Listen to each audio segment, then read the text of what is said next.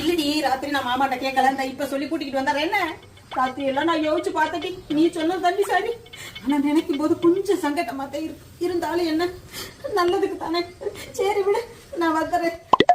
ஏய் யார் போன்ல? என் தங்கச்சிங்க. என்னவா? எங்க அப்பாவுக்கு அம்மாவுக்கு உடம்பு சரியில்லாம போயிட்டு இருக்குங்க. அதுதான் நல்லா இருக்கும் போதே சொத்தை பிரிச்சுக்கலாம் வான்னு சொல்லி கூப்பிட்டாங்க. அதாம்மா அதாவது நடக்க வேண்டிய இடத்துல கரெக்டா நடந்துடணும். ஆளு பேரை கூட்டத்தை திரட்டாதீங்க. குடும்பமா அக்கா தங்கச்சி 2 பேரும் ஈக்குவலா பிரிச்சுக்கங்க. அதுதாங்க அவளு சொன்னா சத்தம் இல்லாம மாமா மட்டும் கூட்டிக்கிட்டு வா ஆளை கூட்டாதேன்னு. சரி நீங்க கிளம்புங்க சீக்கிரம் போயிட்டு வந்துருவோம். என்ன கிளம்பிட்டேன் ஏமா சொத்து எம்பிட்டு தேரும்? 2 இருக்குங்க. 2? ஆமாங்க.